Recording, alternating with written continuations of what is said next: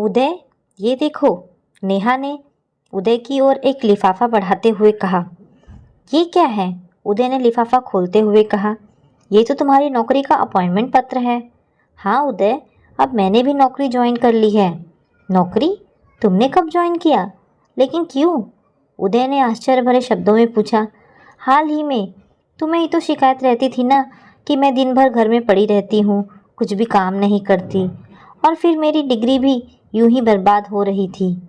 ये सुनकर उदय कुछ कह ना सका। वैसे भी तुमने अभी ऑफिस से 1 महीने की छुट्टी ली है, इसी बहाने थोड़ा घर संभालने की प्रैक्टिस भी हो जाएगी। ठीक है, जैसा तुम ठीक समझो, पति ने अनमने ढंग से हामी भरते हुए कहा। अच्छा, अब मैं जब तक लंच तैयार करती हूँ तब तक तुम बेटे को स्कूल के लिए तैयार कर दो। नेहा ने नाश्ते की प्लेट समेटते हुए कहा। ठीक है, पति ने अपनी नज़रें अखबार पर जमाए हुए कहा। थोड़ी देर में कमरे से उदय की आवाज़ आई। अरे बेटे की टाई कहाँ रखी है? और इसका आईडी कार्ड भी नहीं मिल रहा है। ध्यान से देखिए, वहीं रखी है, अलमारी में। उदय ने एक टाई और आई कार्ड के लिए पूरी अलमारी उड़ेल दी। मैंने बेटे को स्कूल के लिए तैयार कर दिया है। उदय ने मुस्कुराते हुए ऐसे कहा जैसे कोई फतह हासिल कर ली हो, किंतु उसे क्या मालूम था कि ये फतह अब उसे रोज ही हासिल करनी पड़ेगी। अच्छा, अब मैं भी ऑफिस के लिए निकल रही हूँ। बेटा जब दोपहर को घर आए तो आप दोनों प्लेट में लंच निकाल कर खा लीजिएगा। दोपहर में नेहा के फ़ोन पर पति का फ़ोन आया। पानी के बिल का नोटिफिकेशन आया है। तुमने बिल जमा नहीं किया क्या? खैर, अच्छा यह बताओ बिल कहाँ है? वहीं कंप्यूटर टेबल की दराज में रखी है।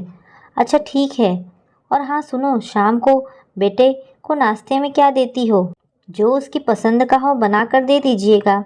बेटा मेरी दवाइयाँ ख़त्म हो चुकी है, बाजार जाना तो लेते आना। बिस्तर पर पड़ी बीमार माँ ने आवाज़ लगाते हुए कहा। ठीक है माँ। बहू को तो बताना भी नहीं पड़ता था, ख़त्म होने से पहले ही ले आती थी। आजकल मेरे घुटनों के दर्द भी बढ़ गए हैं। बहू कम से कम दिन भर में 3 बार मालिश कर ही देती थी। पर अब, माँ ने बिस्तर पर से कुहरते हुए कहा। कोई नहीं माँ, मैं ही कोशिश करता हूँ। कुछ ही दिन बीते। उदय घर संभालते संभालते परेशान हो गया था। कभी बेटे की जिद पर उसके साथ खेलना, कभी कहानी सुनाना, तो कभी उसके पसंद के नाश्ते की फरमाइश पूरी करना, होमवर्क करवाना। इधर कभी पानी का बिल, बिजली का बिल, गैस का बिल, सब संभालते सुबह से शाम कब हो जाती पता ही नहीं चलता। अपने ऑफिस और घर के काम के बीच पिस कर रह गया था।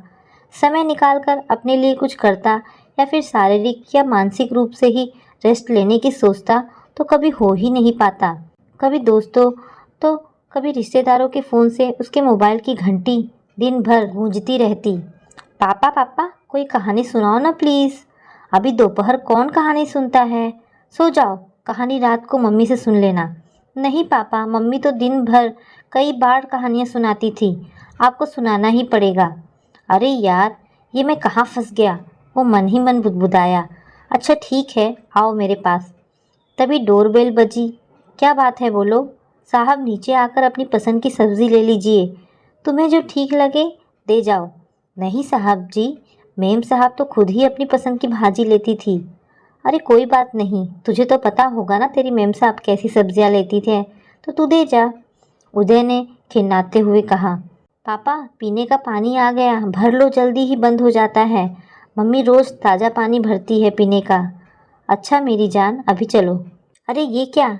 ये सिंक की पाइप निकल गई और अब ये फिट भी नहीं हो रही। उफ यार नेहा, तुम इतना सब कुछ अकेले ही कैसे संभाल लेती हो? और मुझे घर की परेशानियां की खबर भी नहीं होने देती थी। वो मन ही मन बुदबुदाया। हद तो तब हो गई जब उदय ने एक दिन नाक भौहें सिकोड़ते हुए गुस्से में नेहा को कहा, टॉयलेट कितना गंदा हो गया है, साफ नहीं करती क्या? मुझे एक दिन तो छुट्टी मिलती है, क्या क्या करूं? तुम जो पूरे हफ्ते सामान बिखेर कर रखते हो, उसे ही ठीक करने में कितना समय निकल जाता है। फिर हफ्तों भर के कपड़े वॉश के लिए डालती हूँ।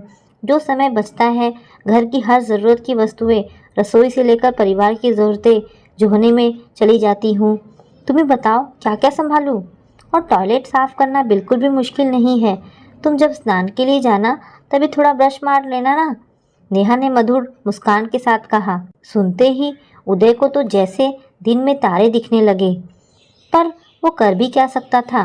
मन ही मन सोचा, नेहा इतना सब कुछ कैसे कर लेती है, वो भी बिना किसी शिकवा शिकायत के। आज तक उसने घर की समस्याओं से मुझे कभी वाकिफ ही नहीं होने दिया। घर से लेकर बाहर तक सब कुछ अकेले संभाल लेना, वो भी मुख पर बिना किसी शिकन के। इतना सब निपटाने के पश्चात जब मैं ऑफिस से वापस आता हूँ तब हंसते हुए मेरा स्वागत करती है, जैसे कि मैंने कोई बड़ी फतह हासिल कर ली हो। कमाल है। सैल्यूट टू यू अर्धांगिनी। आज उसे अपनी पत्नी पर गर्व हो रहा था। उसे भूत में की गई अपनी गलतियों का एहसास हो रहा था। अनेकों बार उसे उलाहना देना, नीचा दिखाना, डांटना, ताने मारना कि एक घर ही तो संभालना है, कौन सी बड़ी बात है, थोड़ा काम संपन्न करो और दिन भर चादर तान कर सो। मुझे देखो, सुबह से शाम तक कितनी मेहनत करनी पड़ती है। अगर मैं ना रहूं तो ना जाने क्या होगा इस घर का। कितना अहंकार था मुझे अपनी नौकरी का। इस अहंकार में यह भी भूल गया था कि नेहा भी एक उच्च स्तरीय नौकरी की डिग्री होल्डर थी। बावजूद इसके भी उसने स्वयं पर खड़े होने के लिए कभी आवाज़ नहीं उठाई। घर को ही प्राथमिकता दी। मन को मारकर घर के हर एक सदस्य के मुताबिक चलना कितनी तपस्या का काम है। उसने तो कभी भी आज तक घर की या अपनी समस्या से वाकिफ भी नहीं होने दिया। तुम धन्य हो नेहा। अगर नेहा जैसी पत्नी ना हो तो पूरा परिवार बिखर जाएगा। मेरे फिर धन अर्जन का मोल ही क्या रह जाएगा। घर की नींव पति पत्नी की आपसी सामंजस्य, प्रेम और वर्षों के त्याग और बलिदान के आधार पर एक एक ईंट रख विश्वास की इमारत खड़ी होती है। मुझे माफ़ कर दो नेहा, अपने अहंकार में तुम्हें समझ नहीं पाया। अब मेरी आंखें खुल चुकी हैं।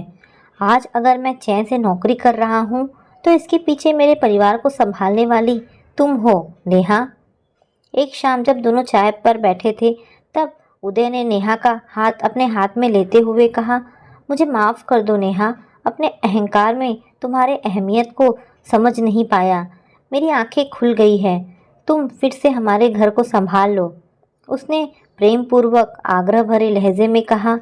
नेहा ने सजल नेत्रों से उसकी ओर देखते हुए अपना सर उदय के कंधों पर रख दिया। ठीक है उदय, किंतु अब जब मैंने नौकरी शुरू कर ही दी है फिर अब इसे छोड़ना मुनासिब नहीं है। मैं नौकरी के साथ घर भी संभाल लूँगी।